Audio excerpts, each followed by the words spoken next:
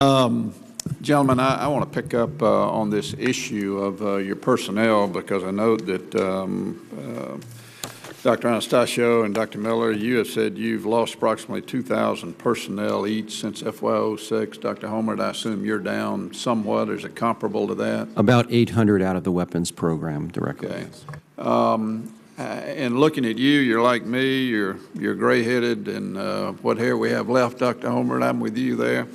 But when you gentlemen came into this program, it was on the upswing, and you were challenged to develop systems based on ideas that you could come up with. And, you know, I'm sure it was an exciting time for you and the colleagues that you had the opportunity to work with. And now, nuclear physicists coming out of Georgia Tech in my state, if they go to work in a lab, it's going to be working on maintaining a system. And it's not the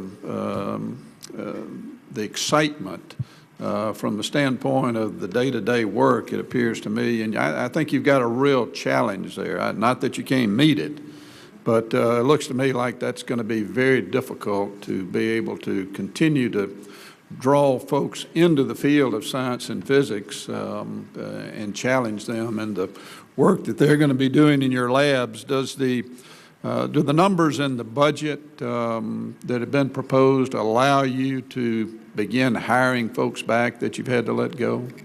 Let me take a crack here. Certainly for us, the 11 budget would demand that, for example, in the main LEP line, we'll have to double the staffing of where we are today. That will attract individuals into the weapons program. The nature of the work itself, where we have the opportunity to bring new technology, is exciting and challenging to staff.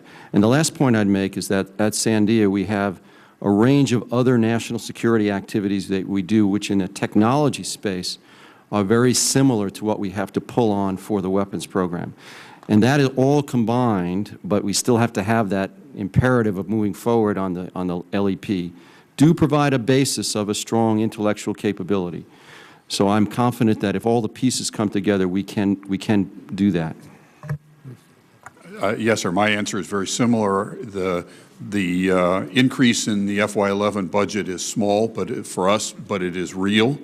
In addition, the prospect of working on the life extension of the system after the B-61 is very important to us, because it gives us, that does exercise, not quite all, but it does exercise the creativity, the intellectual curiosity, as well as, importantly, the engineering discipline of actually turning your ideas into something real. So the program of work and the budget, I think, gives me the capability to carry out the function as you described it. I agree. Okay. We haven't had a test on any of our systems since '92. How much longer are we going to be able to go without testing, Dr. Anastasio? I think with the way this program is defined, with the flexibility that we have, and if we're adequately funded and appropriately funded through the life of this program, I think we can continue down this path for quite an extended period. Okay. Anybody disagree with that? No, what I would say is that as long as we have the ability to continue to make progress on understanding the underlying science and technology and the flexibility to manage the stockpile appropriately, that gives us the ability to continue with the program as it's currently laid out, that we can do our job without having to resort to additional nuclear tests. And, sir, be sure that we feel very strongly that it's our obligation, if we ever doubt that that's the case, that we'll bring that forward to decision makers. When is the last time we manufactured a nuclear warhead? Let's see. It's the most recently completely from scratch manufactured nuclear weapon would have been the W-88, which occurred in the late 80s and early 90s. We have manufactured components through the life extension programs for the W87, the B61, the W76. So we've remanufactured components, but not from scratch since the W88. And do we even have the capability today to manufacture one from scratch? We do, but in limited numbers. Okay. We've got two facilities, one, Dr. Miller at Los Alamos, one at Oak Ridge, that are planned for construction. What additional capabilities will those two facilities give us? For the one at Los Alamos, the CMR replacement facility, that will not give us new capability, but it will be a smaller version of the capability we currently exist that was built, opened in 1952. That's a very old building that does not meet current safety and security standards, and this would be a replacement for that facility that's that it's right sized for the capability we need today, and the capability that represents is to give us the scientific understanding of the chemistry and metallurgy of very complex materials like plutonium.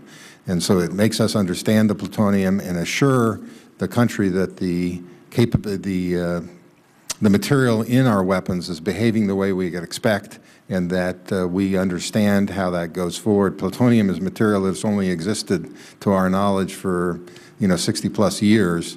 So there's still plenty to learn about that material, and this is the facility that in which we do that. And I appreciate your statement about the fact that I believe you said you don't yet have all the cost estimate on these facilities, because frankly it's going to take about 10 years to construct both those, and I've seen the numbers, $4.5 to $5 billion each. That makes this budget issue critical. Your being able to hire or continue to hire the right kind of people makes this budget critical.